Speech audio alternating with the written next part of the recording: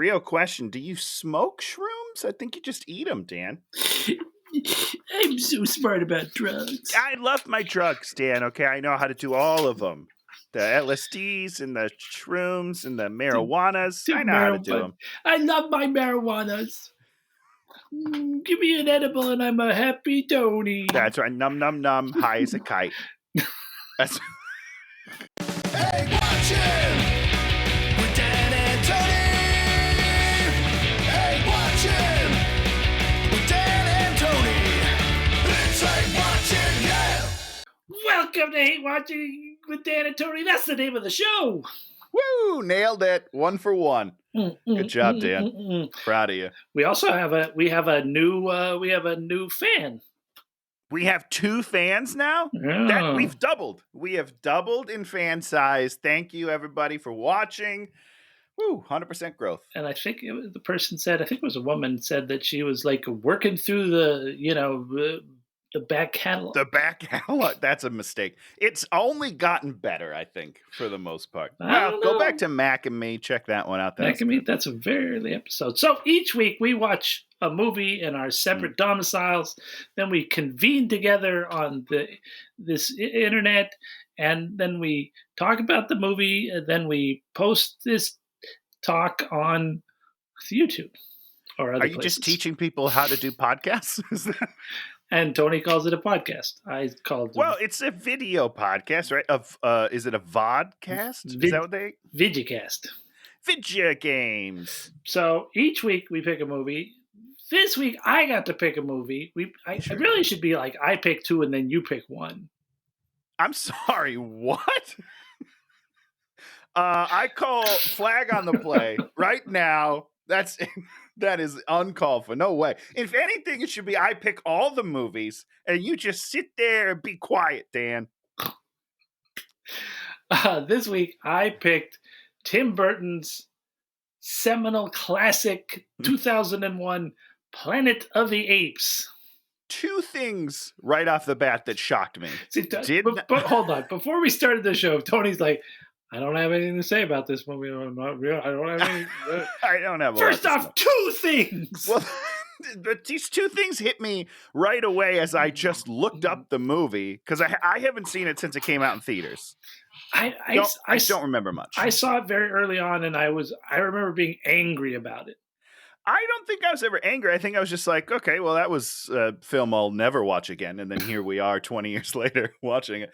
But 2 things. One, I did not remember Tim Burton did this film because it's not a Tim Burton film. Wait, hold on. I said last week that Tim Burton did this film. Yeah, Dan, you think that I listen to the things you say. It's very minimal what actually penetrates the skull. So I'm sure you said it and I was like, okay, yeah, it's great. It's great. I railed and railed about this movie and you didn't even get through that. I mean, it must be a thick skull. It didn't even get in there. No, as soon as you said Planet of the Apes, I was like, okay, I'm going to check out. I know what we're doing next week. What am I doing for the rest of the day? Do a little checklist. Oh, my God. But then 2001 surprised me as well. For some reason, I thought this movie was in the 90s. I thought I was younger when I saw it. Okay. But I was in high school, and that, I don't know, felt weird. Wow, those are some seminal... And that's the podcast, everybody. 2 hours. We start with titles and drum music. 3 minutes of titles. This is when I was getting my popcorn ready. I was opening my bunch of crunch up, and I was just like, "Man, did we start it or not? What's going on here?" Bum bum bum bum bum bum bum bum. We're like, oh, okay. Danny Elfman's going to town. Bum bum bum bum. And then he had some fun. You pretty much don't notice the Danny Elfman music sort of the rest of the movie. Which really bummed me out because, again, the top of this movie shocked me a bunch. When we were doing the credits, which went on too long, you're absolutely right. But there are a lot of great people in this movie. Yeah. What? You don't think so? Yeah. Wow, that's hurtful to my boy Michael Clark Duncan. Oh yeah, he tries. There's a couple people that try really hard, and then there's a couple of people that don't try at all. It's a great mix of levels of acting and commitment. But on top of that, then it was like Danny Elfman score, and I was like, this is this is the pinnacle of an early 2000s blockbuster. Sure. It's got the cast that it should have. I mean, you can argue about Marky Mark. I'm sure we will at some point. I loved him. I don't care what you say. But it's got the music. It's got the director. I was just like, this should have been a big movie, but it's not good. You know? This movie makes Dark Shadows look good. Okay, hold on. Let's not get crazy here. Dark Shadows was real bad. At least this movie has like action, an action sequence that I can tune out to and enjoy a little. You enjoyed? I think there was just one that I liked, and then there was a lot that I didn't like, but there was one where I was like, oh, that was kind of cool. So that's good. Dark Shadows had nothing that I enjoyed, I don't think. Oh, Eva Green. Oh, you're right. Yeah, we do like her. And we're gonna talk about that later. Her or something different? Everyone. Okay, so we're in outer space. We're on this. It seems like it's a space station, but I guess it's a spaceship that's in like really close to Saturn. So the difference is the movement. Is that what you're saying? Because this is a ship that's moving as opposed to a station that would be stationary. Yeah. Usually you plant a station somewhere and it does a bunch of stuff and, ships come and go. You don't really make a ship that has all the aspects of being a station typically, It seemed weird to me as I was a little confused. Yeah, because did you think it was a space station initially? I thought for sure that it was just sitting there, and then he was like going out and doing runs, and that was the whole thing. Yeah. But then they're like, we're going somewhere, and I was like, you are? That seems weird. It seems very strange. It seems like he would have a different design. Yeah. Space station, lot of times vertical. Yep. Ships a lot of times horizontal. It's movement versus station. It's a thing that we sort of automatically read, and so immediately you're doing weird stuff like, not immediately, but there's going to be weird stuff like that. You're going to be like, huh? Yeah, a lot of weird choices. So we're in the spaceship, and there's monkeys. So the monkeys.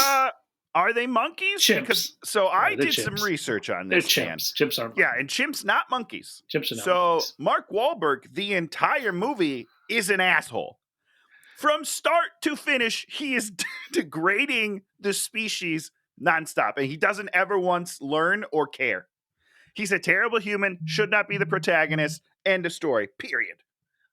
Yes, but at times they act like he's not a terrible person, even though they don't have him do or say anything that makes him seem like a non-terrible person. Absolutely. They're telling me, they're like, no, don't worry, he's a cool guy. He's a cool guy. And I'm like, no, he's not.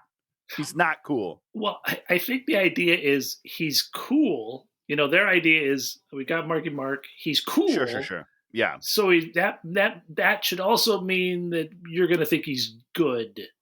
Yeah, sort of like how if you see just like a really cool guy, but then he's horribly racist, and you're like, you know what? He's still cool. No, you don't think that, Dan. You never excuse it. You're just like, oh, okay, you're a weird guy. So you took the monkey chimp thing as almost like racism. 100%. Yeah, which I don't know if that's right or not, but I was offended for all of the chimps and apes in the movie, and Mark Wahlberg did not give a fuck. He was mean the whole time. He's supposed to be friends with Pericles. Like, that's the relationship I think I'm supposed to get. He was never a friend. He was a bad guy. He was mean. He was he mean to the? I guess it depends on your definition of mean. He was mean behind his back. Like when he set off on the mission, he's like, never send a monkey to do a man's job. Fuck you. So the idea is they use chimps to do the space missions for some unknowable reason. I can tell you the reason right now, because they find chimps to be expendable and humans to be important. So, already anti-humans in this movie. And we start off with that's a very stupid premise.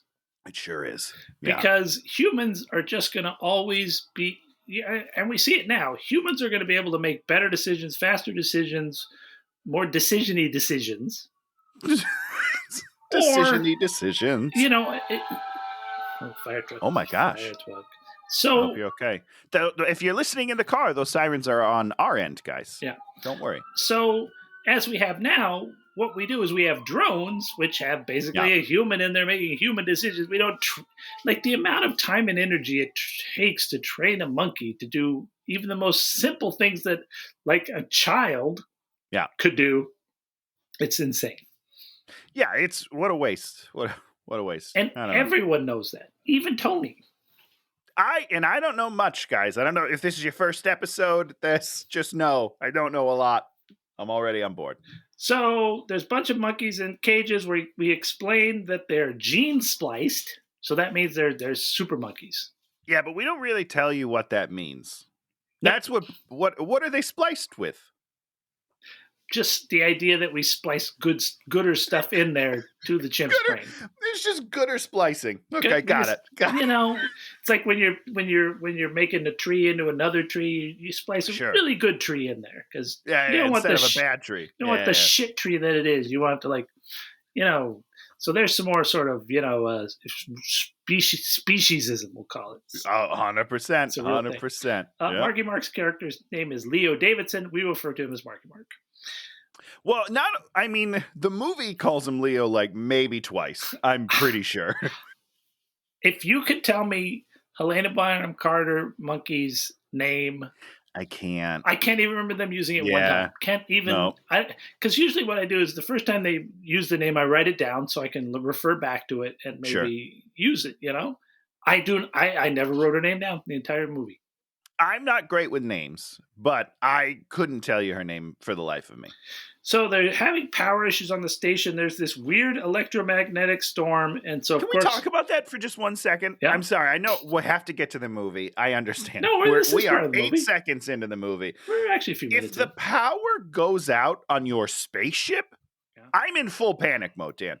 You are in the vast expanse of nothingness and you lose power. Not a single person is worried. They just kind of go, oh, that's weird. We just lost all power. Maybe even oxygen. I don't know. Did we lose gravity? Obviously not, because they don't start floating. But I feel like if you lose power, you're going to lose a lot of that stuff. Nobody panics at all. It comes back on. They're like, I guess we should look into that. That's weird. More importantly, they're on a ship, supposedly. Wouldn't you try and move away from this thing? Right. Yeah. And they act like we don't know what they're doing out here. They don't know what they're doing out there. But then they sort of act like they're out there to investigate whatever's this storm thing. I don't know. But we don't know what it is, and they don't know what it is, and they don't say anything about knowing what it is or that they're interested in it, but because if you try to explain it a little, you're going to have to explain it a lot, and they can't explain anything. So they send one of the chimps, they send Pericles out into the thing, and then he immediately he goes off course, and then he's lost, literally 15 seconds. It's seconds into the trip, and again, nobody's upset or worried. He starts veering off course, and they're like, he's off course. Oh, his ship disappeared. Well, that's weird, huh? Strange. Anyhow, let's move on. What the hell? They're expendable. But they have a finite number of chimps on the ship. If you lose one, that's first of all, it's a gene splice. It's probably very expensive. The government's going to be upset. It should have been at least a little bit of a deal. And again, nobody gives a shit. Poor Pericles. Does Marky Mark give a shit? He doesn't give a shit. He's just like, well, now it's my turn to go out in space. So he literally runs to the other space pod, gets in it, tells no one, and launches, is able to do pre-launch and everything. Just clicks one tiny switch. That doesn't even click a switch. He probably just nods his head and it does it. And he's gone. And then everybody on the ship, after he's gone, they're like, oh, look, he's gone. And that's the thing. It's after he's gone. You're telling me that ship in the control room doesn't give you any notification that someone is in the pod, planning a course, about to eject? No. Nope. Stupid. This is a terrible start to this movie. Terrible. So he's goes out there, and I think they ask him, they're like, why are you doing this? And he's like, I'm going to go get my chimp. That he doesn't really care about. So not really, even a little bit. He's just made this sort of rash decision because he doesn't really care about the chimp. He doesn't. But what does he care about, Dan? Getting home. He cares about flying. Yeah, He kind wants to of. be the one. His entire beginning of the movie is like, you should let me do instead of sending a monkey because I'm a human and I can be better, which is what you said technically. But he feels the same way. So he just, in my mind, he's just using this as an excuse to be like, well, fuck, now I can fly finally. And then he does the same thing. What an idiot. And this is why this is a terrible movie, is because you can easily set up that make him arrogant. You know, you write a word on his character description, arrogant. And what he has to learn is to subsume his arrogance, and that will be his character arc. What is that? What's a character arc? I've never heard that before in my life. I don't know. Where characters do things and we give a shit about them. Nah, that doesn't sound like movies. I don't know what you're talking about. Well, it doesn't happen in most movies. And that's why we don't care about most movies. You're right about that. So he goes, and of course everything starts going crazy, and he like looks down at his console, and the Timo Meter starts rattling off the years. Yes. I have two quick questions. Have they already gotten the SOS on the main ship? I feel like Mark was there for that. Oh, maybe. I wrote Mayday him.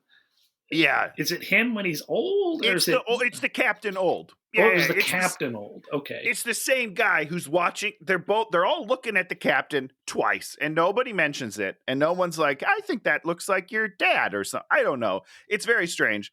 But this movie really tips the bit super hard, super early, multiple times. And then they're like, twist ending? I don't think so, guys. No. You screwed it up. You really screwed it up. So, Tony, talk about a Timo Meter / Euro meter.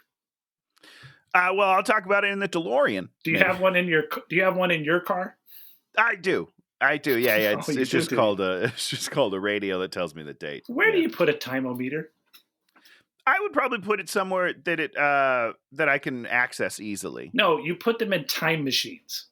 No. I put them anywhere I want. You have a Timo Meter. No. Because what if I don't know the date? I think we're talking about different things. I'm just talking about a calendar. Like the December, January. Yeah, like a hanging wall calendar. I can X off the days with a permanent marker. If he'd had that in the ship, the pages would have been flying off. Where am I? No, I don't. Yeah, so because they don't know about time travel, right? No, this is not a time travel ship. This is just a spaceship. So it's weird that they would have something that would measure it. There's no such thing. Nothing measures time. Okay, that's not right. Yes. I've seen Back to the Future. It does it. Okay. Exactly. Doc Brown. Mike, so here was the question that I had about it. Sure. Like, my phone tells me the date, right? And then I'll cross over a time zone. Yeah.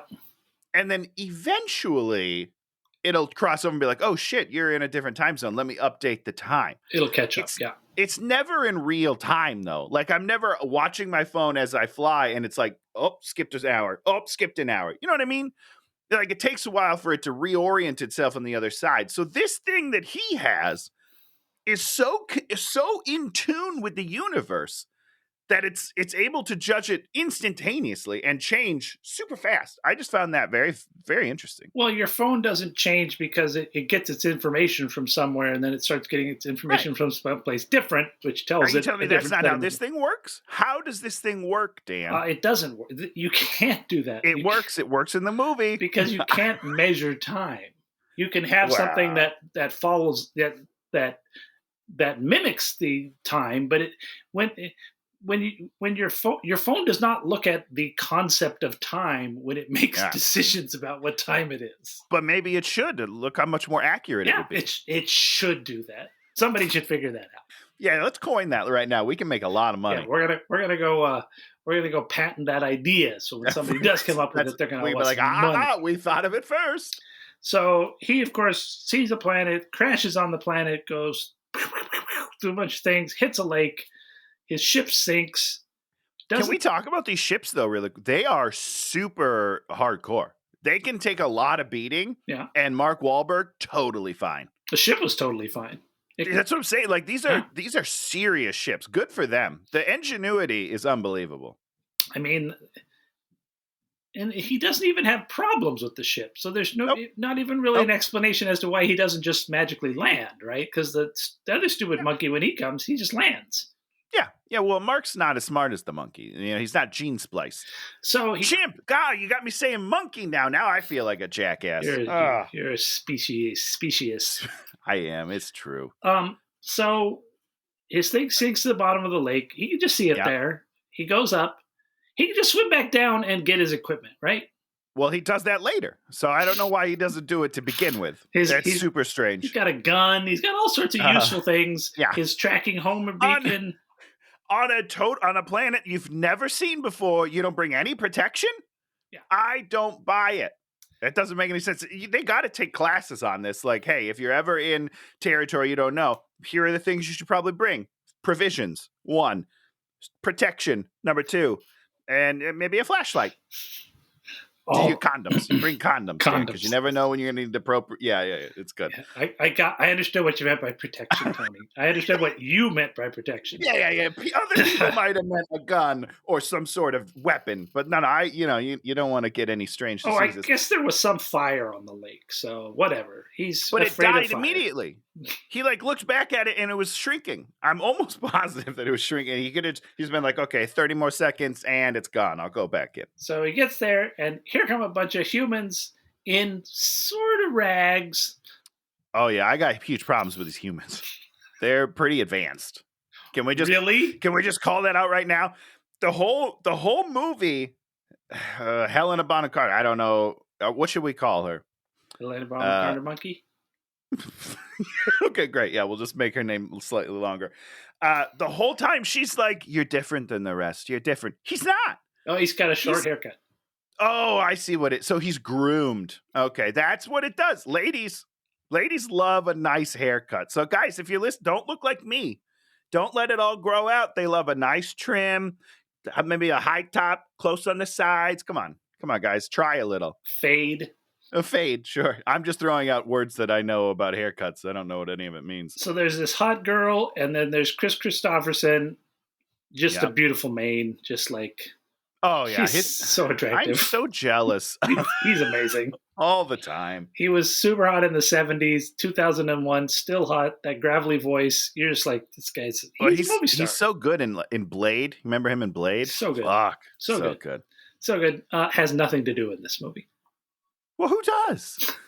Except for Paul Giamatti. Oh, God, Paul Giamatti. I can't wait to get to Paul. I love Paul Giamatti, dude. Real quick, I want to talk about the space outfit. What do you call that? Space suit. His mummy rags. His mummy rags. What is he wearing? Why is he wearing that into space? I don't understand what's happening. He's dressed very similarly to the people on the planet. Yeah. That's a terrible choice by the wardrobe costume department. Well, that's the thing is, okay, we're gonna pause this. Right. Did you ever see the original Planet of the Apes? Time out. I haven't seen it in a long time, and now I wish that I rewatched it this week. Incredible movie, great movie. Yeah. He gets there, his throat is injured. I think one of the apes hits him with a gun. So he also can't talk. So he can't talk for got it a good 30 minutes of the movie, if not an hour. I mean, That's long time he can't talk. The humans are a bunch of, they're not degenerate, but they're primitive. They're very primitive. Yeah. These humans in this thing almost immediately speaking English like, yep. What? How are you today, Governor?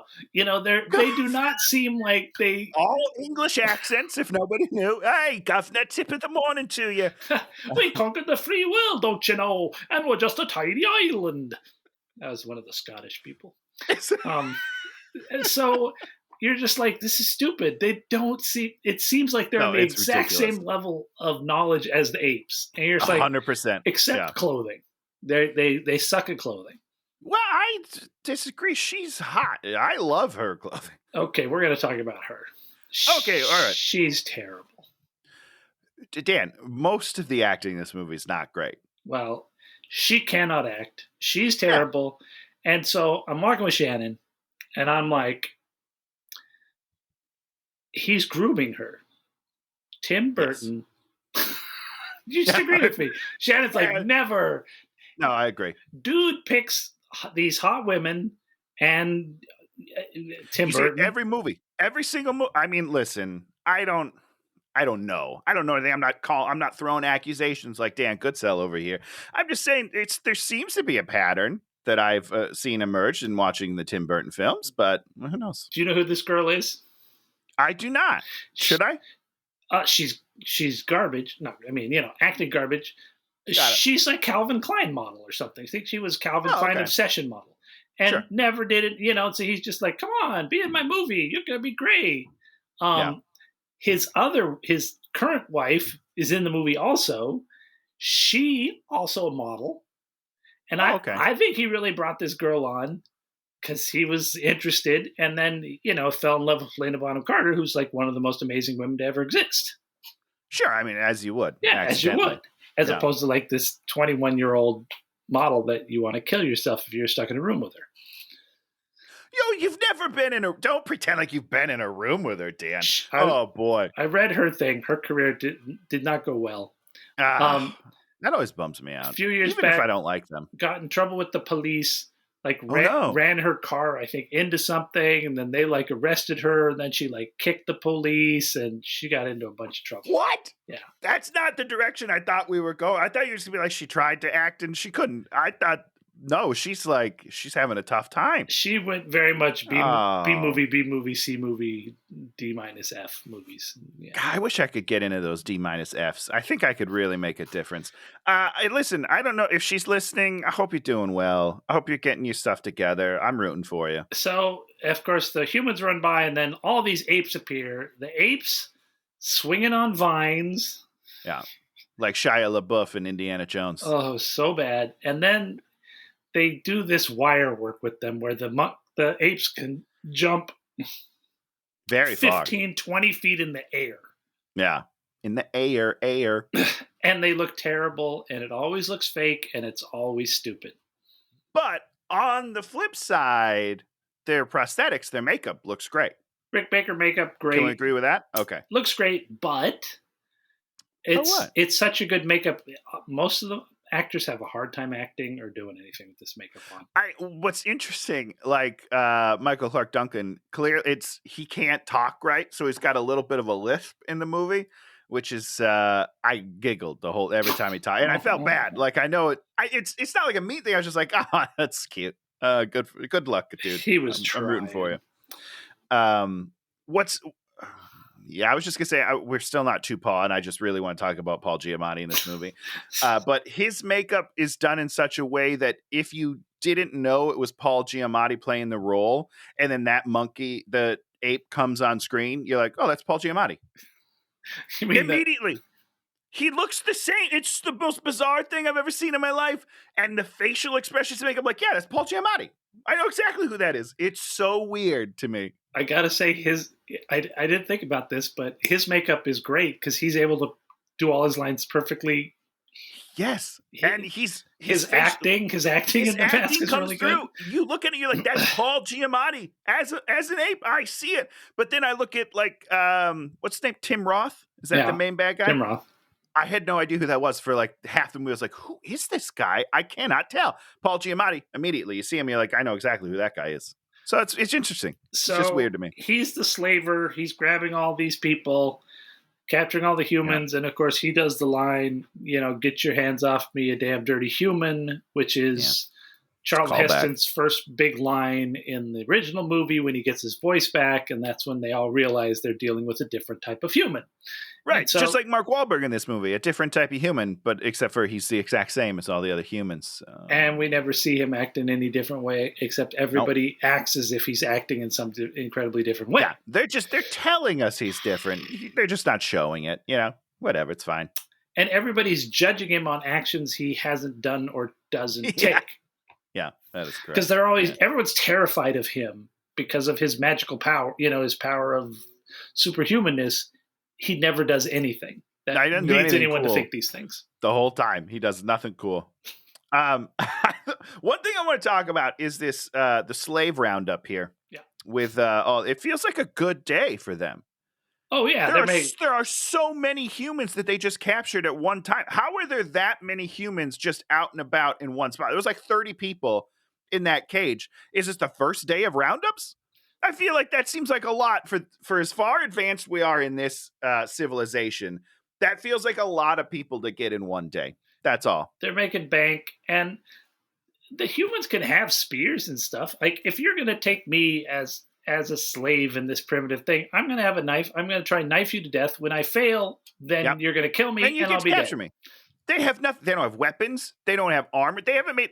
They don't even make tree bark armor like Hook. That's what you should do. Watch Hook, guys. They make tree bark armor. Bang-a-rang! Thank you, Dan. So they take them into the city, and we roll into the world's worst set in any movie ever that was expensive. Okay. I'm glad you added the last that was expensive, because I was like, I've seen much worse. Oh, sure. Yeah. No, it's not great. They spent so much money on this pile of shit, and it's so bad. He does not try to talk, so he's keeping quiet. And then we start with the jokes. The organ grinder has a midget. They're playing monkey music with their feet. They have a monkey barber. And that's the other thing with Paul Giamatti. Paul Giamatti plays this like it's a kind of a wacky comedy. And he's the only person doing it right. As far as I'm concerned, I understand he doesn't quite fit the tone of the movie. Yeah. I get that. I wish that he did, because he's my favorite part of the movie. Well, no, I think he does fit the tone of the movie, because they have Monkey Barber. They have all these gags. And he sees all these gags, and he's like, oh, this is what this is. And then the other half of the movie is not this at all. Yeah.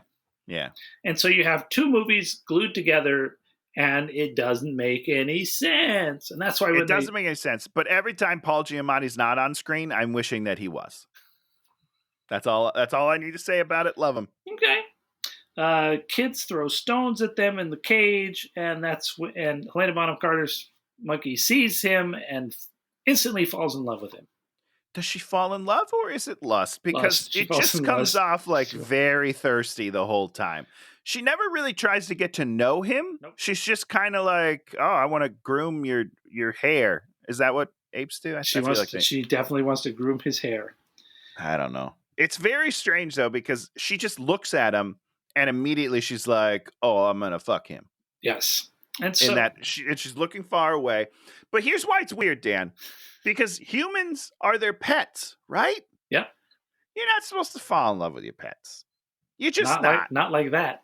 Yeah, you're not like that, you know? It was weird to me. It was weird that she would even have that inclination in, I don't know. It was a weird thing to me. When you go to the zoo and you see apes and monkeys, you don't get turned on. You shouldn't. You're not supposed to. If you do, get help. Something wrong with you. Yeah, it's not great. It's not great. So that was weird to me, because they're not, and this is super weird, I guess, as a discussion now that I'm thinking about it out loud, but they're not really slaves. You know what I mean? Because they're pets. They collar them, and they're pets.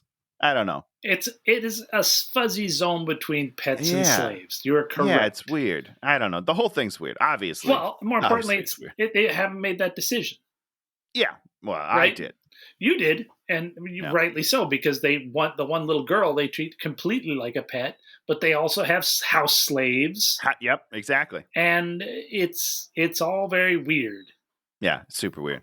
Bad move, guys. We sort of set up that there's a human rights faction versus I always called him the general. Was he the general? He was definitely, one of them's a general, because they say general a lot. But what's his name's a general too? Which Michael one? Clark Thade? Duncan's Thade okay. We're gonna call him Thade. We're just gonna call him that's Thade. Tim Roth. Tim right? Roth is Thade. I always thought he was the general, but he's not really the general. He's something else. He's like the son of the president. Is that what I'm getting out of it? Because I don't know. and this, you know what? I'll save it till we get to the death scene, but I am very confused on the hierarchy of this whole situation. So there's a human rights faction. So there's people that think that humans should be the same social status as apes, which makes no sense. Because they should be. It makes sense because No. they're advanced. The humans are that advanced, though. Like they're fully advanced humans. I don't know. It's weird to me. Okay. Oh, wait, so hold on. Why do you think it doesn't make sense? Tell me that. Although the scriptwriter has written them so that they speak like that, I don't buy it. I don't. Let me rephrase that. I don't think that the apes would see anything in them that would make them want to think that. At least in this movie. That I agree. I agree with that 100%. But the way that they've written the humans, to me, it feels like, yeah, they would be like, we're humans. We're fully functioning. I don't know. It's all weird. Yeah. Huh. It's what we call bad world building. It's terrible world building. Yes. Oh, sorry. Yeah, it's so terrible. The general's daughter wants a kid, so they give her a kid. Then they brand a bunch of them. But not the kid? Right? So I don't think even Tim Burton wanted to show a kid being branded. And I'm glad that we didn't show it. But like, you could show me that she has a brand, because now I start thinking like, okay, is there a difference between pet and slave? And maybe slaves get branded and pets do not? I don't know. God, I don't know, man. Tony's thinking. Well, this movie, there's a lot of downtime for you to think about what's going on because it's not super exciting. So Marky Mark, they put him in a cage. At some point, he grabs the brand and then threatens Helena Bonham Carter Monkey. And then she's all like, no, he's not trying to hurt me. He's cool. And Paul Giamatti's like, well, you're going to have to buy him and the stupid girl next to him. And so she's it'll like, be very expensive. She's like, done deal. Yeah. So they go to her house. She now owns these two stupid humans in addition to another couple humans. And then she also has like this random general that lives there for an unknowable reason. Yep. And works for her, I guess. Yeah, who knows? And it's just weird. And her dad's a senator and he hates humans, I guess. Yeah, he seems to. Yeah. Wouldn't you want to make him care about the humans for some reason? Well, not if you don't want to put him in the rest of the movie, which is basically what they do. And they hired David Warner for the job, and David Warner is one of the greatest actors ever, and it's like really sad. TMNT 2, Secret of the Ooze. Is he in that movie? Yeah, he's the scientist. David Warner's. I've brought this up before on the podcast. You really need to watch that movie, Dan. Yeah, it's so good. Gotta get on that. I don't think you're serious right now. But they're having a party for Thade and a bunch of other random people. Yeah. Yep. Marky Mark wants to escape. I wrote bad human tropes. Yeah, everything's like these bad human tropes. It's just horrible. Well, what's interesting is I feel like the original movie had things to say. It was actually about racism. Absolutely. Yeah. Like thematically, it was like, this is what we're talking about, and we're going to talk about it. Yeah. This movie is not that at all. Like, it's just a summer popcorn shit movie.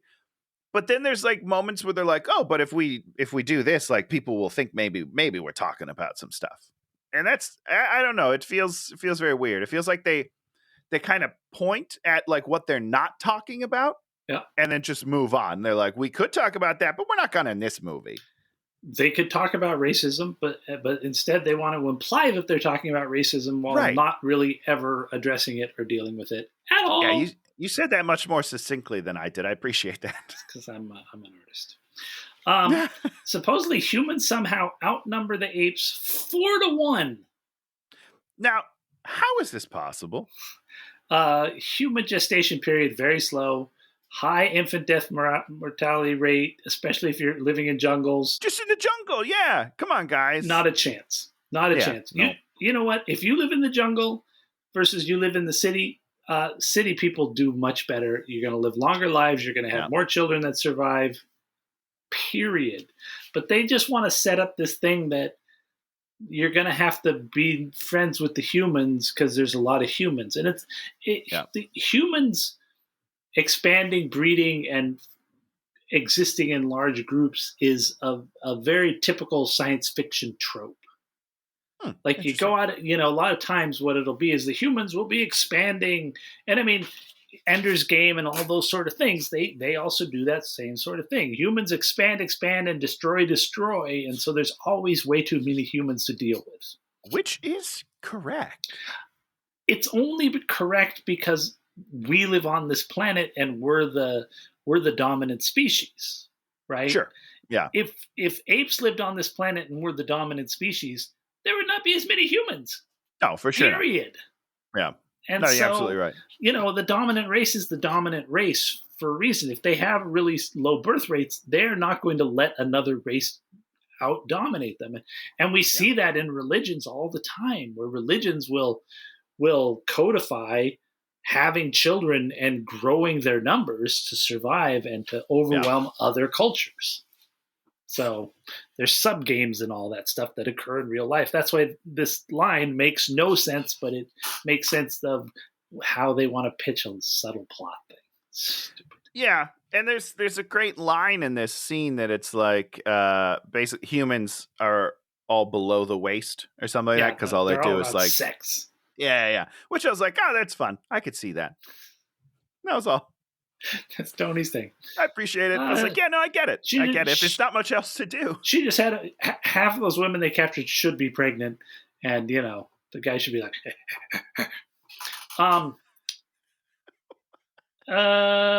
we do other weird stuff about sterilization, the Senate versus the military, the welfare state. I wrote down humans love sex, and then they all give thanks to the monkey god, which is real weird. Well, yeah, it's super weird. And then Thade's all like, humans don't have souls. And he pries open Marky Mark's mouth and looks in it. And he's like, is there a soul in there? So do the apes think that that's where the soul is?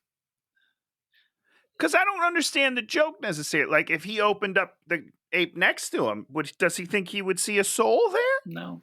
More importantly, he looks in his mouth and there are fillings. Yeah. Tony. You don't think he'd be like, hey, why is there metal on your teeth, guy? Why does you have metal teeth? More importantly, Marky Mark's character never once reacts to the idea of being on a planet with talking apes, humans talking, and like what? In the 60s, you could do that in a movie where a guy crashes on a planet and there's humans and apes. And you're just like, okay, But now, you cannot crash on a planet and see a bunch of talking apes. You're going to ask a few questions like, what's the name of this planet? What's going on? What's going on here, guys? Where'd you all come from? What's happening here? He never asks a single question. He just like, of course there's talking apes. Makes sense. Of course the humans. Makes sense. Like, it's not... It would be insane. This is like another planet with humans on it. What does that mean? Yeah, no, it would be very shocking. I'll tell you that right now. But exciting, I'd be excited about it. So the general, Thade breaks into Helena Bonham Carter Monkey's room and it's like, we used to be in love. I don't love you anymore.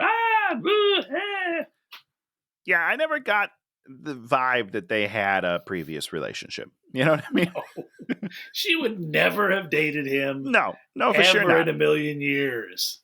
No, he's not a good guy. So Marky Mark just immediately picks the lock and breaks out, and then they go and they get Chris Christopherson, and everybody's just breaking out.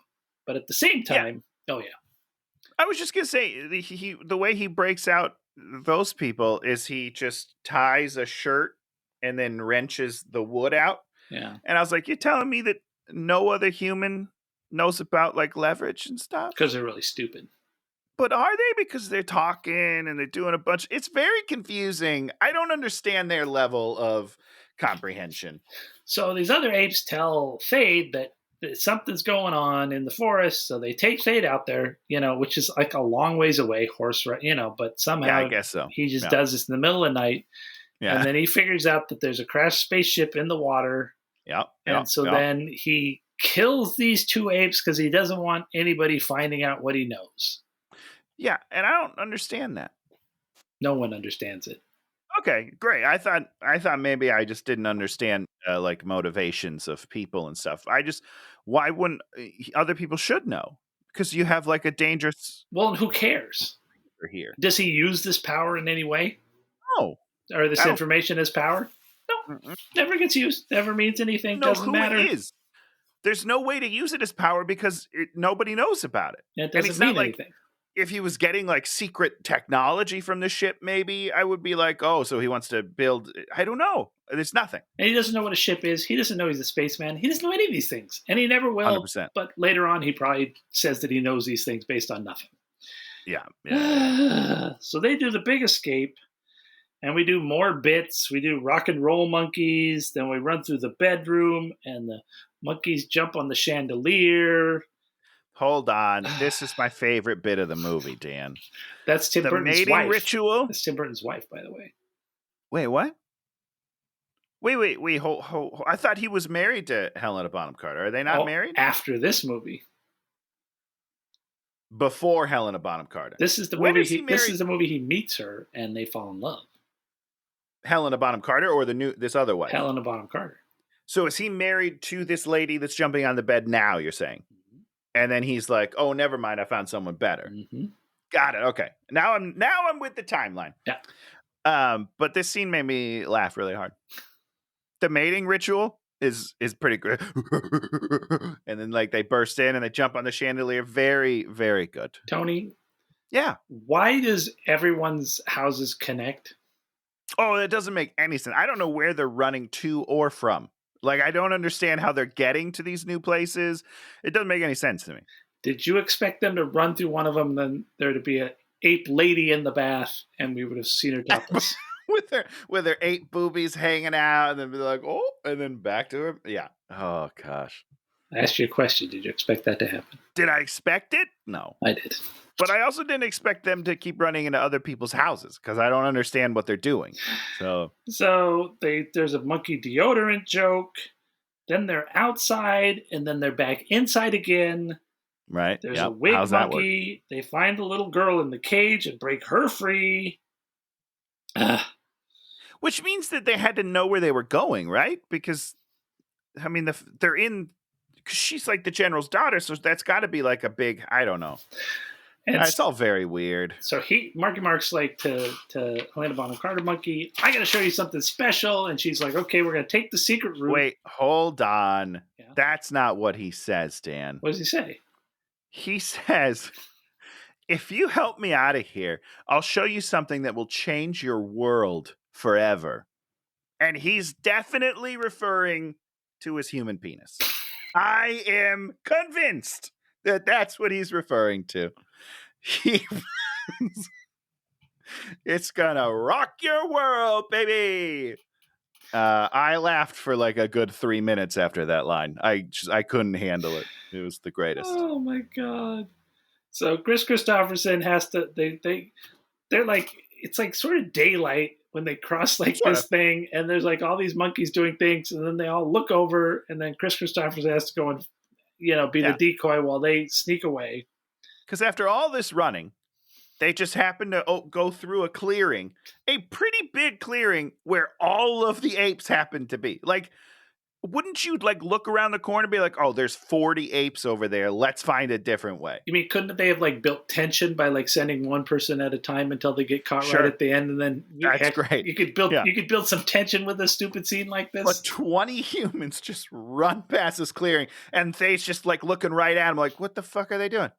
What's happening right I now? think it was Michael Clark Duncan that was Wasn't watching. okay. I knew somebody was just staring right at them. More importantly, he takes in everything. He knows exactly who it is, Yeah. who's Oh, yeah. there. He just like he knows everything. He doesn't. There's no confusion. He's like, yes, I saw this person. This person weighs I know 180 where they were kilos. I going. know where they're heading. We didn't immediately give chase because no reason. Because I was tired. I'm tired right now. I just wanted to let you know. I mean, what I basically, know. they have an army of monkeys armed, Just at the weight, just sitting there ready to go. 15 feet away, who could just turn. They don't go through a secret door. They go up to this Nope. space. She's just Nope. like, God, it's so stupid. Yeah, it is pretty stupid. So they get out there. They get to the crash site. We learn that monkeys are afraid of water, and this will be an incredible plot point that is so stupid. Tony, Incredible. It's an incredible plot point. Tony, I'm going to ask you a Yeah, question. yeah. If Please. you're afraid of water, Yes. can you get in a boat? I think no, because then you're surrounded by the thing that you're afraid of and you can't It's get just out. like immobilized. Yeah.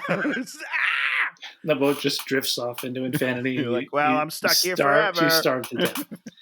So, it's such a no, whatever.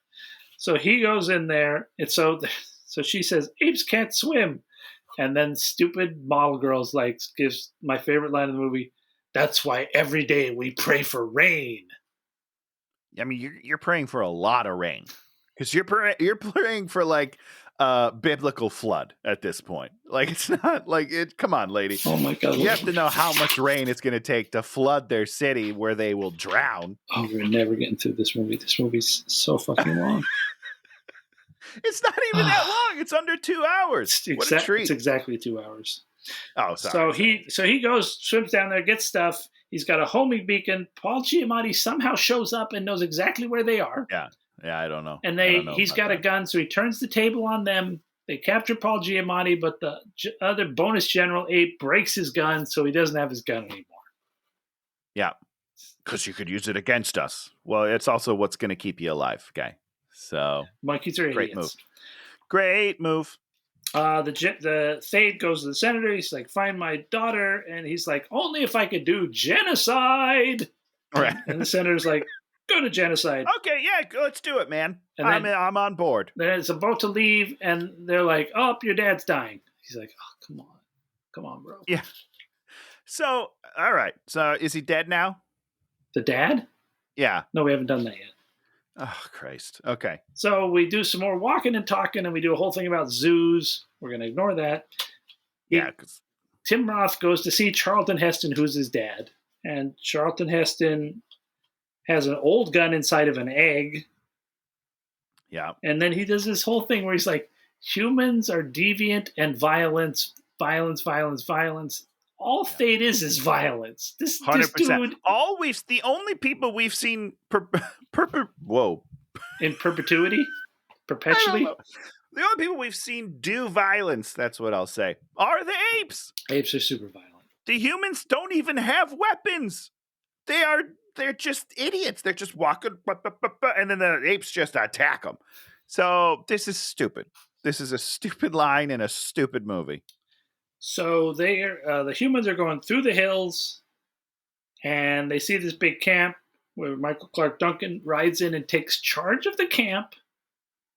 Yeah, just like with no questions asked. I don't understand. And then in the next scene, I'm going to jump the gun, he goes back to the city to go see Tim Roth's character. Yeah, so it's very close. Like, spatially, the humans have only gone about 500 feet. So their big plan is to just go up to the unguarded horses, ride the horses directly through the camp.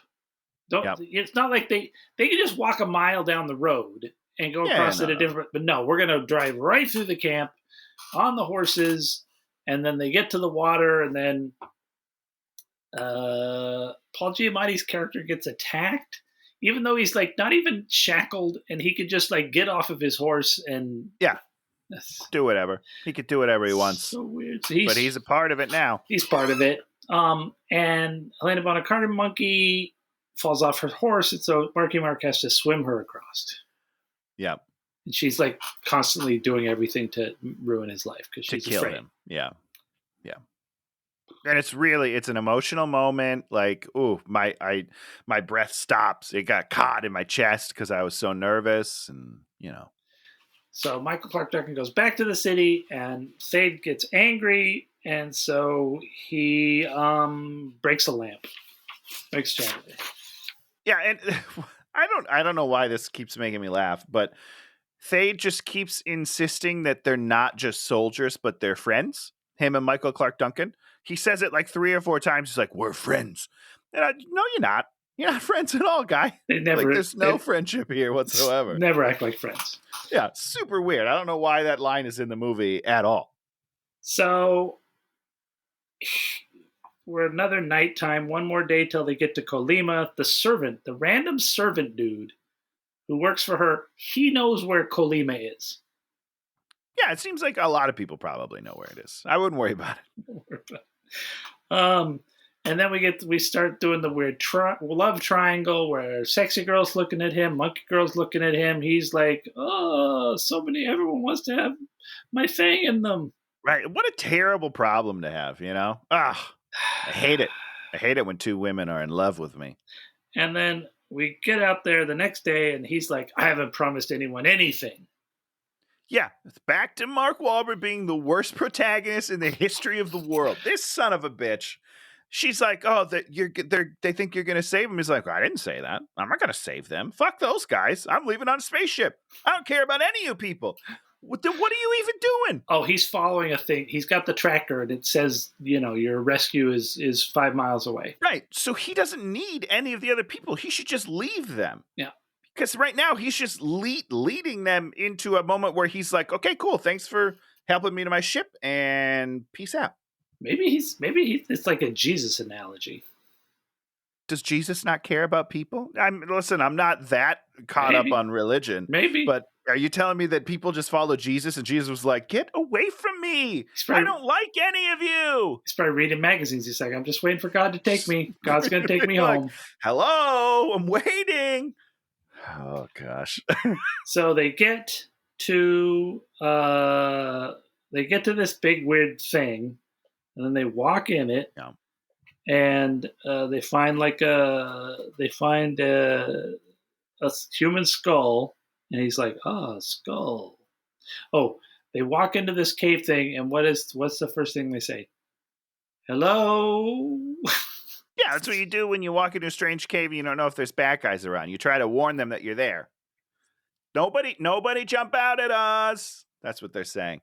So he walks in there, and it says Colima on the wall. And he wipes it off, and what it really says is caution live animals. Tony. Yes.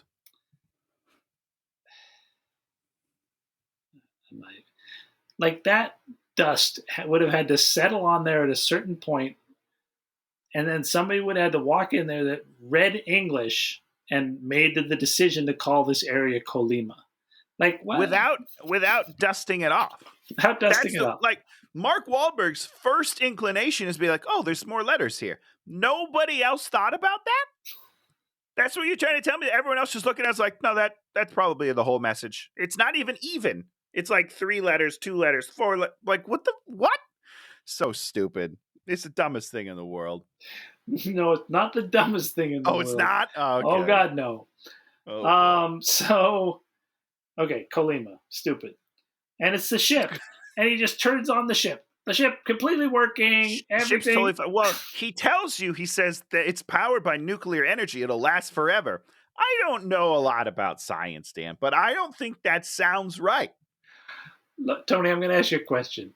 Okay, yeah, talk to me. If you go to a junkyard, yep, and there's a car in the junkyard, yeah, and the car's been sitting there, let's just say 30 years. I don't even know if we need 30, but continue. Do you think you can walk up, put the key in the ignition? Yeah. Let me. I'm going to posit that you have a fresh battery with you. Oh wow! Look at us. Hook that up. Put a fresh battery in there, so it's not power's not the issue. Yep, power's not the issue because it's nuclear powered. So continue. Do you think that car is going to turn over and be ready to rock and roll? No, because that's not the only thing that it needs to run. There's a whole parts and shit that need to run, electric wires that have not been corroded, apparently. There's so many things that go into what would make this ship work that just having an energy source, not the problem. And we see the ship. The ship is in freaking shambles. It's fucked up. This is a ship that's crashed into the ground. Half of it is in the ground, it seems like. I'm not even sure the whole ship is there. I don't understand it, to be honest. But no, it's fine. It runs. Everything runs.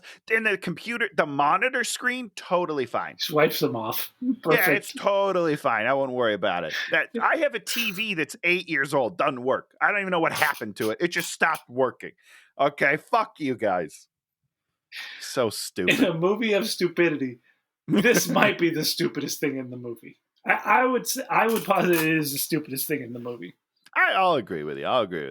Okay, so they're like, oh, I figured it out.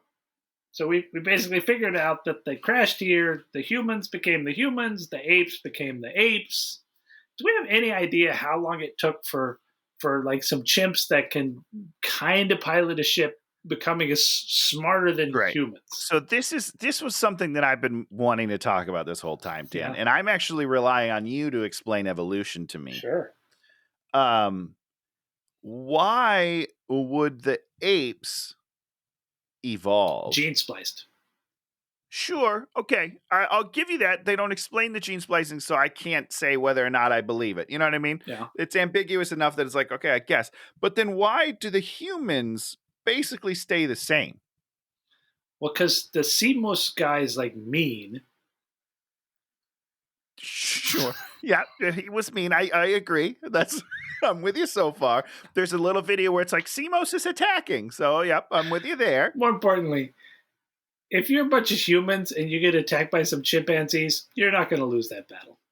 No, I mean, you're just going to shoot them. I'm not advocating the murder of animals. I'm just saying that if they were rising up, I would probably put them down. You know? In the original 5th Planet of the Apes, I think it's called, I don't remember. Wait, how many are there in the original series? There's 5. Wow. Plus a TV show. And is that after the 5 or is that like somewhere in the middle? TV show is after, and it's just sort of like, it's just a TV show. It's no good. In the 5th one, we go and we see what happened with the rise of the apes, which was the apes were /servants/slaves.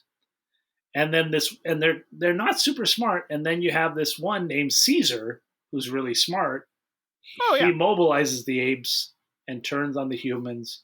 And then so I think it's also ones. at a part of maybe there's like a nuclear war happens too. It's like there's tensions, and so they rise up right as the nuclear war is happening. So that means they can go and kind of be their thing, and then the humans have sort of screwed up the world.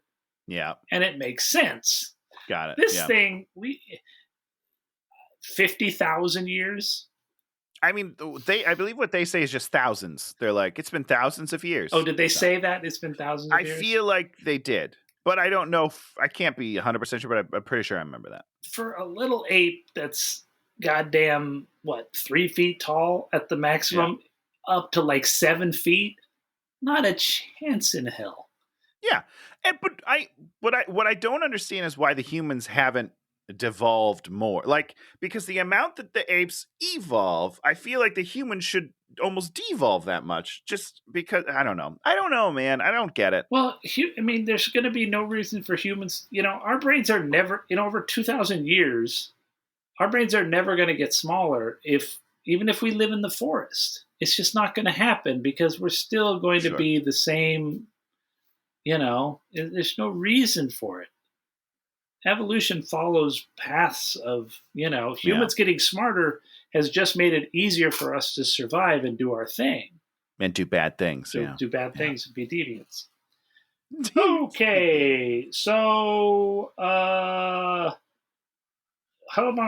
Bonham Carter Monkey goes to the camp and tries to say, Fade, I'll be your girlfriend again. And he's like, Nah. You go. I'm all good. You go to the humans. Tell them we're coming. Yeah. I don't. This again. This scene is weird to me because I don't believe they've had a previous relationship, at least not a consensual one. No. And so this is weird to me. And then he like brands her, and I don't know. It's all pretty dumb if I'm being honest. Because listen, obviously branding is not cool. Let's just say that right now. Not a great idea. But you know what I could do is just close my fist, and then other people won't know that I'm branded. So I'm a little confused on what that does. You could wear cool gloves. I could put on cool gloves, like fingerless gloves that are very fashionable. It doesn't seem that big of a deal to me. Oh, I also forgot to mention. Okay. Also, I could just burn the rest of my hand, right? Sure. If I just take a hot rock and I just do the whole palm, no one will ever know. That's the thing you want to do is burn your palm with a hot rock. So all these other humans from the wasteland have come in because they've heard about what Marky Mark is doing. Yep. I've got questions, Dan. Who told them? Who told them? It's been like 3 days. At most. Told them what? Yeah, like no one has left he- their party to talk about magic spaceman. Like if 100%. he'd have like gone through like a village of humans and like given them some medicine or like Sure. shot some apes with his magic ray gun, I'd Great, have been yeah. like, okay, this makes some sense. Then the rumors can start flying. But he hasn't met anyone outside of his group. His group hasn't changed whatsoever. I don't know who's telling the stories. I don't know what the stories are even telling. He hasn't done anything cool. I don't understand. And it's like 500 people. It's so many people. Also, how far did they walk? And how did Because if you how think did they about it, know it has- where they were going? How do they know where they're going? How did they get there at the same time as him? Because they just got there. So the stories somehow got to their village and they got to the same place at the same amount of time? Doesn't make any sense. For no reason. For no reason whatsoever. I wouldn't go. Oh, God. So the apes are marching. Marky Mark figures out. He says, I'm responsible for all this. Well, yeah, of course you are. No, you kind of aren't, actually. I mean, yeah, what is It's the ship captain that screwed up. He didn't do anything. Yeah. Well, I mean, he did run away, and then they were trying to find him, and then and when they were trying to find him, they crashed. I don't know. I mean, so I guess the moral of the story is, if somebody runs away, just let him run away. Don't Just be chase like, them. okay, see you later. You lost him. Sorry, guy. Just like they were going to do to the chimp. They were just going to leave the chimp out there, leave the human out there, guys. Learn Idiots. the lesson. Nobody learns the lesson. Humans don't learn. No, we don't. So he looks down and he realizes that he's got a whole fuel cell. And we're like, oh, goddamn, he's going to burn a bunch of monkeys. Yeah, right. God damn. They don't even like try to obfuscate it at all. No, and there doesn't seem to be any hesitation on his part of just like burning a bunch. Like he's just like, yeah, I'll just burn them. I'm just going to torture them all. That'll work. So he gives them a big speech. And this stupid kid that he's been bringing along that we haven't seen before, who now plays such a huge role and is so horrible. And it's just wearing fishnets. Again, I just wanted to talk a little bit about What? not wearing armor.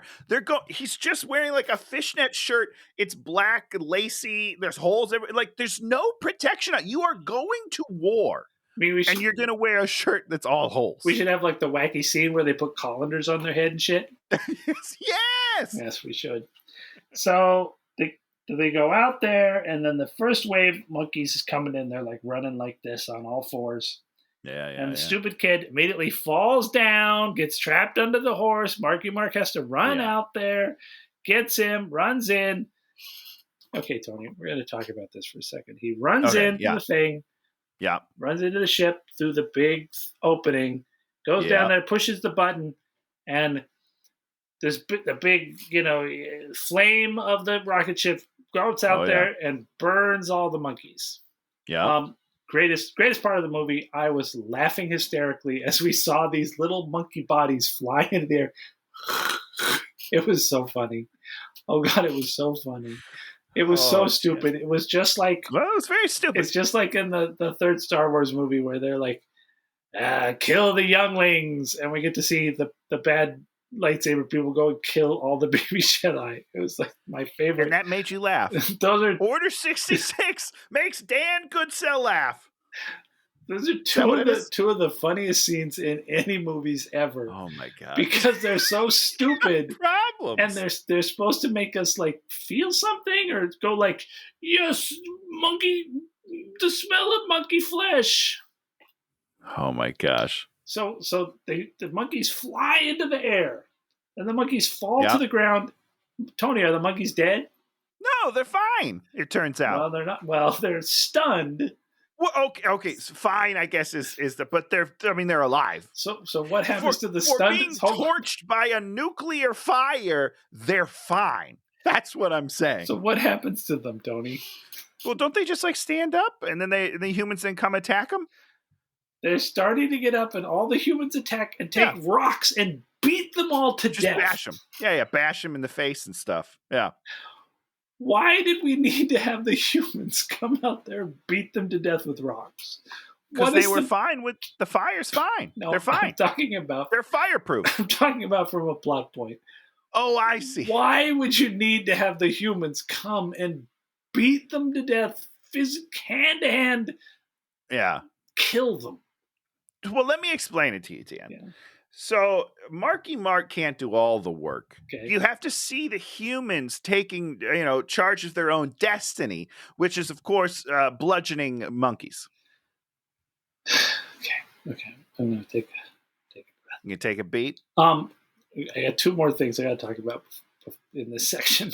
in this section. Okay. When you like go up to like the Saturn V rocket or the space shuttle, do you walk in the engine to get to the command center? I've never been on a rocket, but I would imagine no, because not only does it seem dangerous, but I'm assuming it's blocked off to the rest of the ship so that your ship doesn't burn up. You know what I mean? Makes sense to me. And then number two, we're going to talk about Marky Mark as an actor. Great. And I'm describing his acting. Great. This is Marky Mark's acting. The monkeys. He just hyperventilates He's to act. out of breath all the time. No, he's not out of breath. He just hyperventilates himself to act like something matters. I mean, his character is out of breath from excitement. You know what I'm saying? It's a character choice, Stan, okay? That's just the kind of guy he is. I mean, listen. He's still pretty. So the rest of the apes attack, and we have this big battle where we don't even see Marky for like 10 minutes. Yeah, he's just chilling. Helena saves stupid sexy girl. Yeah. And then sexy girl sees the brand and they're like, oh man. We're friends. Threesome time. Yeah, Stan, I wrote that note as well. Oh, really? I just thought of that. Oh, yeah, no, at the end of the movie, when he kisses them both, I was like, dude, just stay. Stay. We'll talk about it, but he has a window and he should take it. If I was there, I would stay with sexy girl. I mean, she's super hot. You're going to make a choice? I'm not choosing. I'm not choosing a monkey. I'm sorry. Wow, Dan. Wow. What did you, speciesism? Is that what you said? Yes. Right here, folks. This is some hard-hitting stuff right here. Unbelievable, Dan Goodsell. I'm not having sex with a monkey. Hey, guess what? You're canceled. You're canceled. Pack up your bags, sir. I'm sorry. When I go to the zoo, I do not look at the monkeys and get excited. And anyone that does has got a problem. You're hoity-toity walking around the zoo like you're too good for them. The alligators, that's another thing. Alligators. Very sexy. Why did you choose alligators? Out of all the I don't even think I've seen an alligator at a zoo. What zoo are you going to that has alligators at it?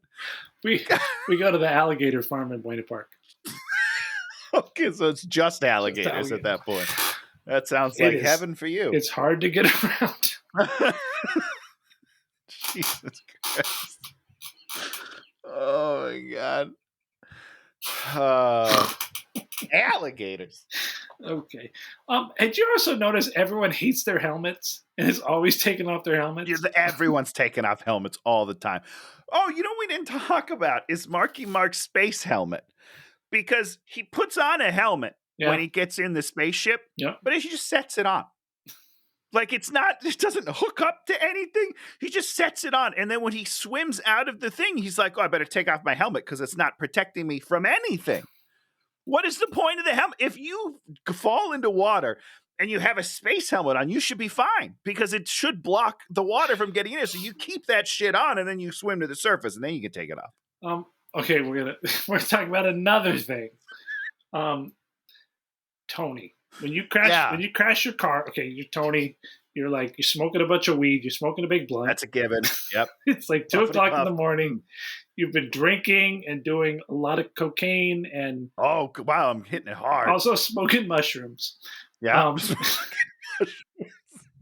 You're coming back from Vegas and you're just you're so high, you're just flying, and your car goes off the thing into the reservoir. Yeah, boom, you into the sink water. To the bottom of the reservoir. What do you do? I die because I'm not going to be able to open the door. Why can't you open the door? Because of the pressure of the water. So you have to break the window, but I don't think that I could physically do it. You roll down the window, typically. You don't necessarily... Is my car still running? Because I got electric windows. Is that still going to work? Yeah, we'll give you that. You're gonna give a thank you. Give you that, Thank Tony. you. Yeah, so Or I you could use I that thick opened the skull. window. You could battering ram the Just window with your gah, thick skull. gah. But So I you would. opened the You would do window. that. You would bang that window with your head. You kick it. But No, you turn around, you kick it. You could do that. oh, that's actually Yeah. smart. You would kick it. Yeah, you would kick it out. And that's usually what they do. Then you have to wait for the water to fill up the car because otherwise you're not getting out of the water rushing in. Nope. So there's a couple of steps. And then when the car fills up with water, you can open the door because the pressures are equalized. Yeah, and now you're G to G. There's no fucking way he could have opened that cockpit because there's so much air in there. Never in a million fucking years. Yeah, you're right about that. And you couldn't break it You're because he crashed through like all those trees. It didn't break it. And it did not break at all. So that glass is tough. It's a good point, Dan. Good point. Thad beats. I don't remember where we were. Thad then fight, and Thad beats Marky Mark. But then this other spaceship comes down, and it lands, and it opens, and it's Pericles. I'm stunned. You remember the monkey's name, the chimp's name. I'm very impressed.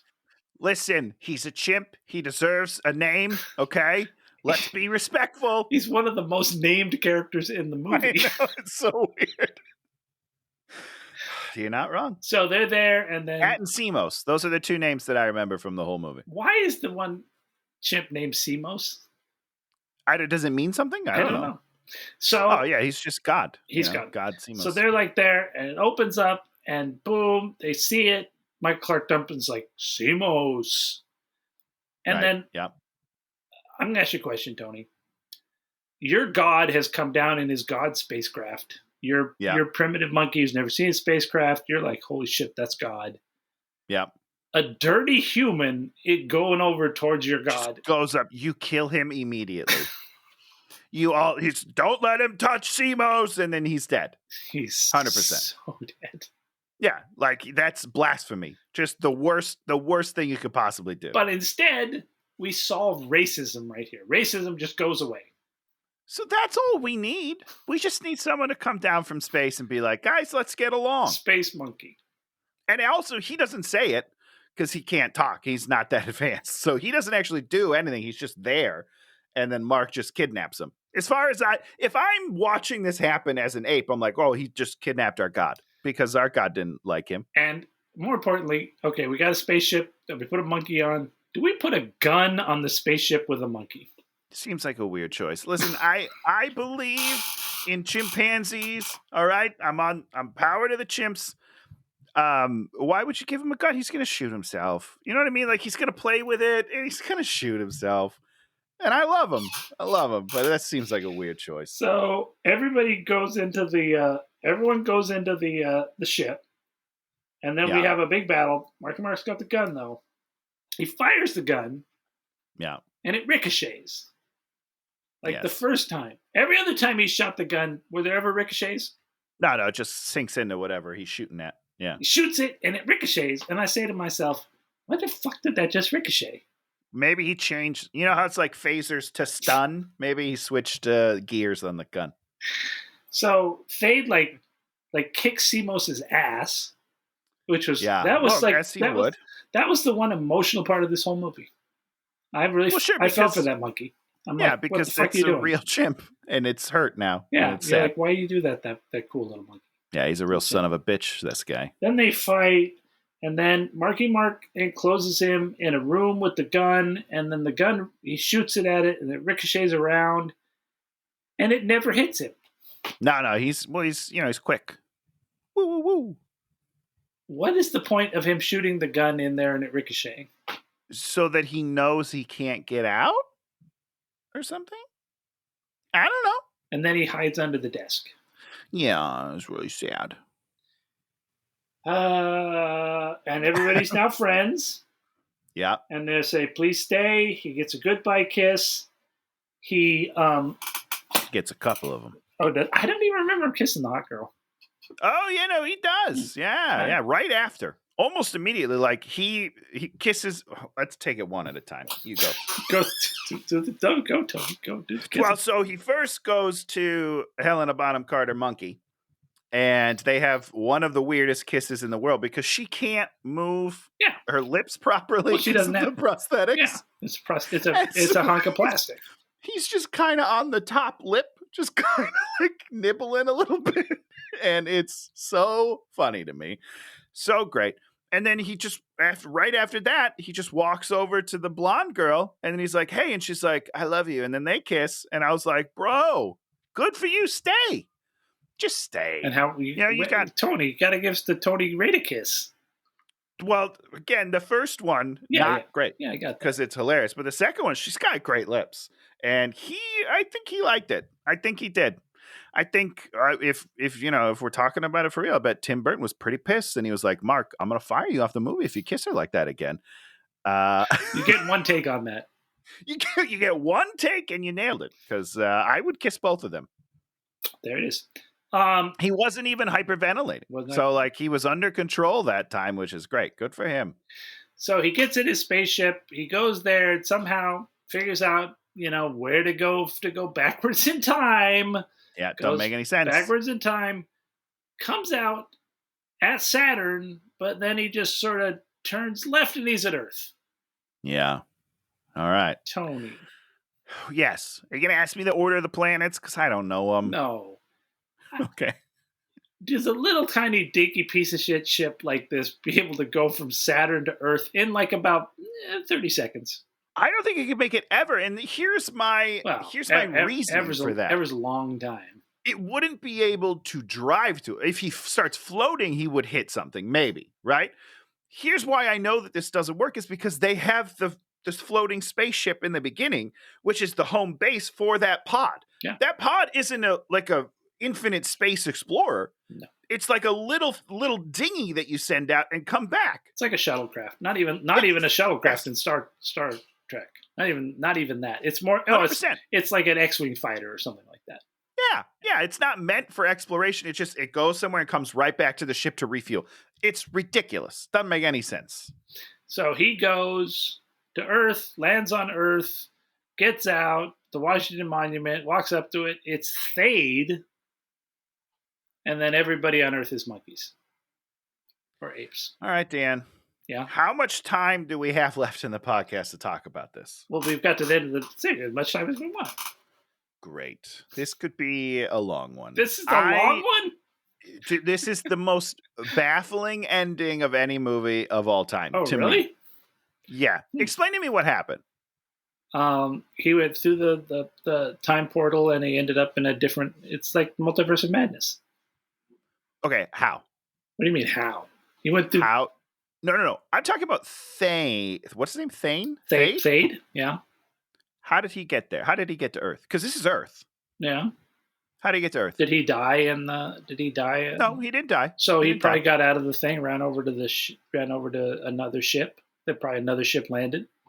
There's probably there's probably extra pods on the ship that's been there for 2,000 years. He probably got one of those, launched himself out into space, followed Marky Mark's course. But as we see, if you follow the course, you could be different time things. And somehow he got there 180 years before Marky Mark. Great. And led those apes in the alternate ape dimension. Alternate ape dimension. Alternate ape dimensions. Dan, alternate ape dimensions. Apes? Doctor Strange was made out of paint. I did like that one, by the way. That was one of my favorite ones. Okay, so let's start at the beginning of this chain of events that doesn't make any fucking sense. Okay, step number one. I love how this thing, I was unfazed because you know what this was? They were like, let's write a gag that's funny. And the gag they wrote was that they go to the Earth and there's apes there. That's exactly right. They just wrote it as like, well, we don't have to explain it because it's the end of the movie, and maybe we can explore it in a sequel, but it's not getting a sequel because the movie's terrible. That's what Tim Burton said. He's like, we just did that because, we'd fix it in another movie if we did another movie. Yeah, and you won't, by the way. So here we go, Dan. Let's start at square one of Tim Roth. So wait. Are you going to the writer's room? Are we at Tony's writer's room? I'm saying in this universe, from the movie that I've watched, this is what they're telling me happened, which is what you said. I agree with what you said. That's what they're saying happened. But here are the problems. I mean, Thade could also run up behind the pod and jumped on the back of it. But then he would be at the same time as Mark. But maybe he fell off and hit a different time. You think he can survive in space? He could have put on that helmet.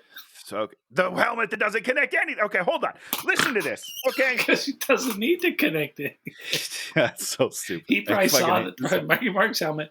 See, because he probably got somebody to go into the lake, get Marky Mark's helmet, put the helmet on, Just put it right on. I'm good now, guys. It comes right did off. one of those Doesn't do anything, big but it monkey protects jumps me. on the back of the thing, got the helmet, holds on. Okay. So Dan, listen. Because there could be a time differential. And if he did his jump just right, it could be 180 years. Hold on. Listen to this, okay? I need to say my piece. It's been driving me crazy for 12 hours. Okay, so at some point in the movie, I don't remember who it was, but one of the apes saw something science-y and was like, called it sorcery. They did say that. They did say sorcery. Because these apes don't have science. They're not evolved enough to have like real science that we have on this ship, right? So they don't understand this ship. 100%, they don't know how to work it. They don't understand how it runs, what would make it work, et cetera, et cetera. It would take him from 0.0 Thade knowing nothing about science to being able to navigate an interdimensional fucking spaceship would take a while, let's say. Let's say conservatively like 20 years. Okay. Right? They put him in Okay. they put him in jail, and he was in that command center, That's also underneath a the great thing, point, man. maybe he was in that little room and they'd throw him food in there, but maybe there was some books, or maybe he figured out how to work the thing and was listening to all the tapes and learned how to all work. Great. Because it's probably all Great. on tape right there. That would take a while, Yeah. let's say, conservatively. But but it's time travel, so he can go back before Marky Mark gets Sure. there. No, I'm with you so far. I don't know how long these apes live, but I'm assuming it's not hundreds of years. But You don't know. It could be hundreds of years. so let's just say he figures that out, which to me, unrealistic. Okay. Then he gets in the spaceship and goes to Earth.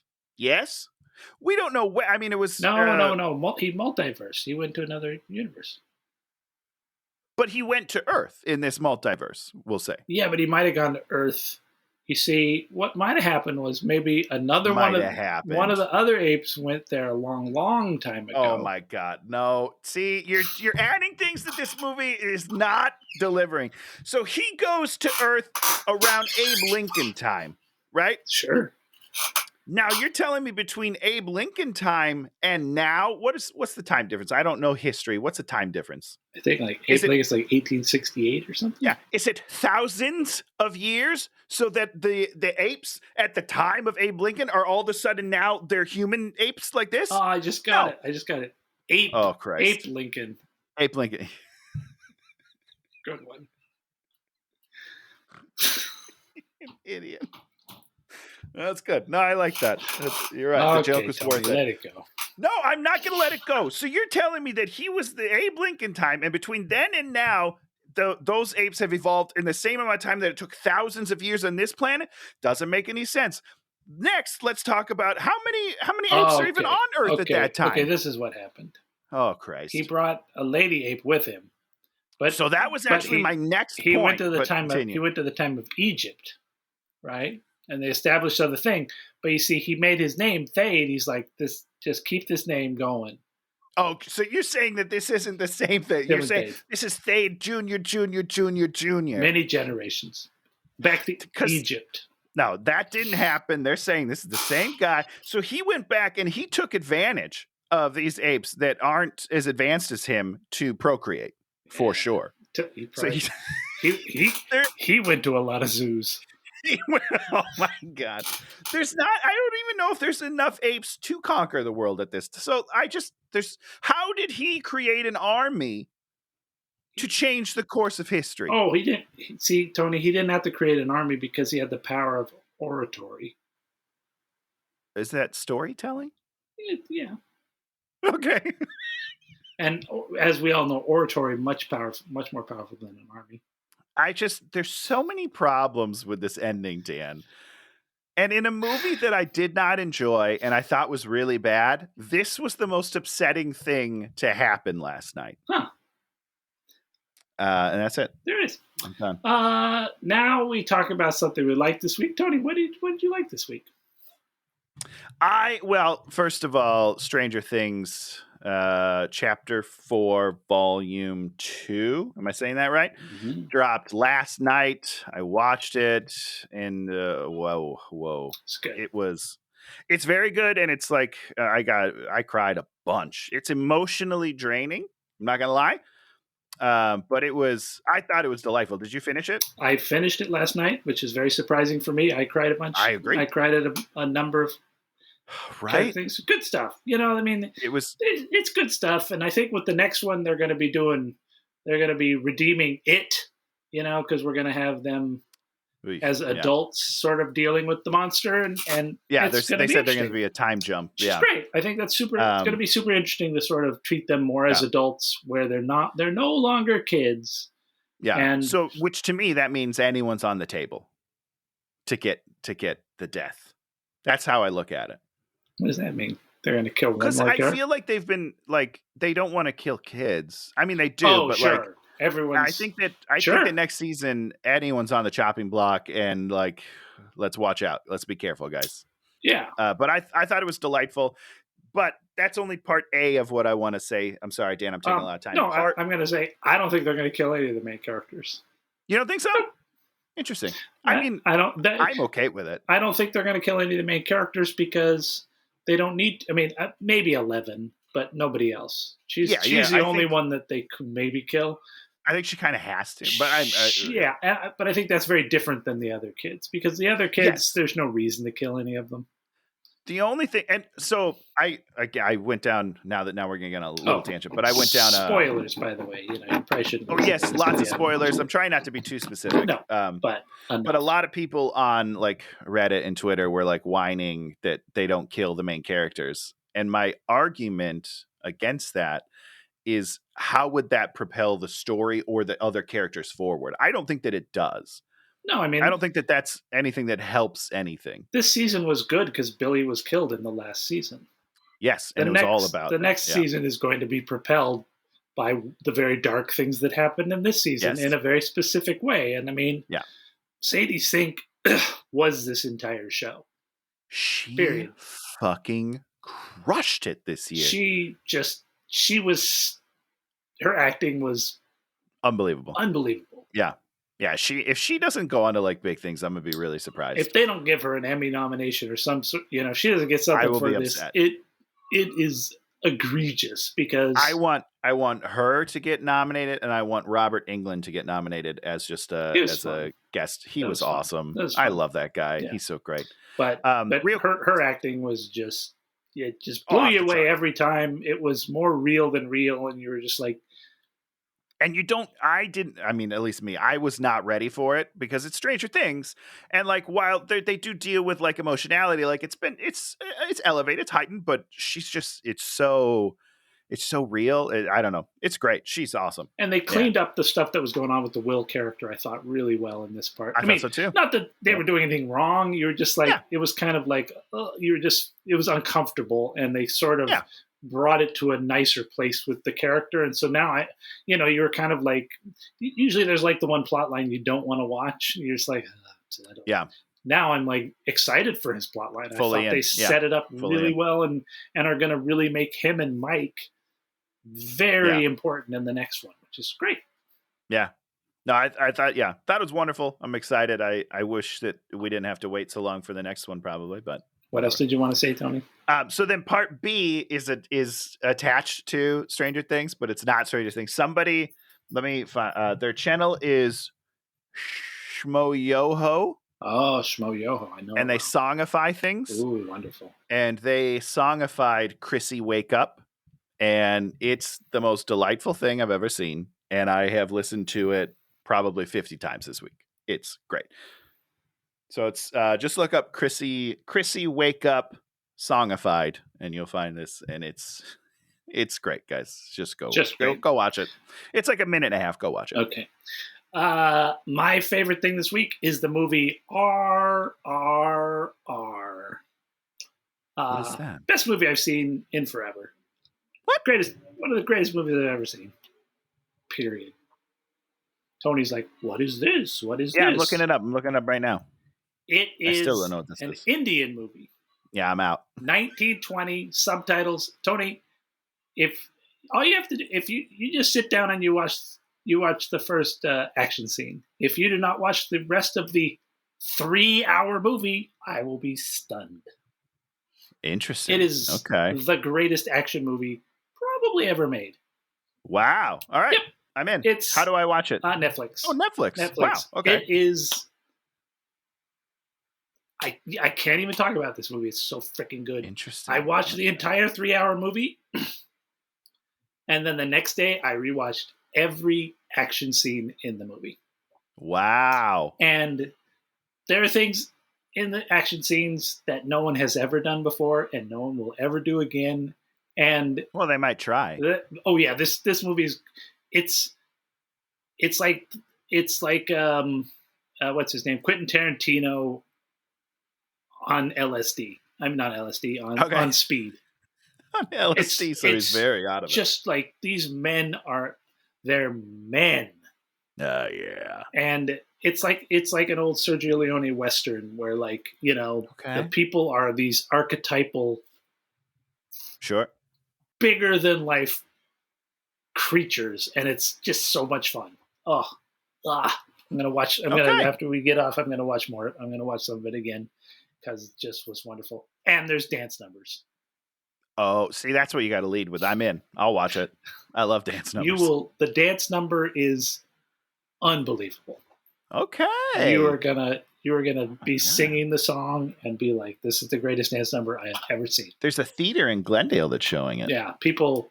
When you go and read the positive comments about it online, people are just like with Stranger Things, they're just like gushing over it. I'm very excited. Yeah. Okay. So, and I'd heard about it sort of, and I was like, what are they even talking about? And I saw it just popped up on my Netflix. I was like, I guess I'll try this. And then you start it, and you're just like, holy shit. Oh my God. I'm excited. Movie. This is great. Yeah, I love it. You're going to like it. And and you'll get the subtitles are fine because the acting, they just act. I mean, the action scenes, it's action scenes. Yeah. Okay.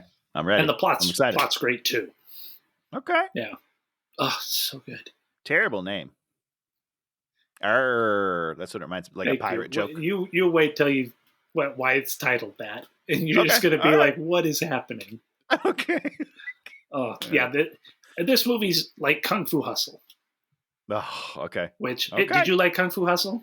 I did. Yeah. Yeah, it's like that. It's like a movie like that. It's so good. Okay, I'm ready. What do we got for next week, Tony? All right, Dan. So. It requires just a tiny bit of setup. I'm sitting down. So, in Hollywood, every once in a while, they will release 2 projects that are basically the same. What's the one? The White House Down and the other. This is what we're doing this week. We're doing White House. We're doing the bad one? We're doing the bad one, but I think you just said it backwards. So here's the thing, Dan. Sometimes America gets it right and they see the good one and everything's fine in the world. Sometimes they get it very, very wrong and a shitbag movie like Olympus Has Fallen gets 2 fucking sequels and I don't understand a goddamn thing that's happening in the world because White House Down is so much better.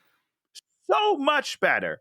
So we're going to do Olympus Has Fallen. White House Down is the Jamie Foxx one, right?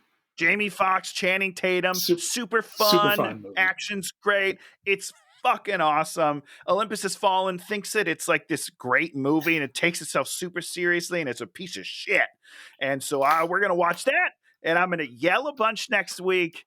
And I'm just upset. Now I've been waiting to do this for a while. I'm so happy because I've not seen Olympus Down, but I have seen White House Down. I've seen White House Down. I haven't seen Olympus. But not Olympus Has Fallen. So I've seen the good one, and now I get to see the bad one, and maybe I'll watch the good one again. You should watch. I'll watch the good one because I love that movie. I remember it being super fun. It's like a Steven Seagal super fun movie.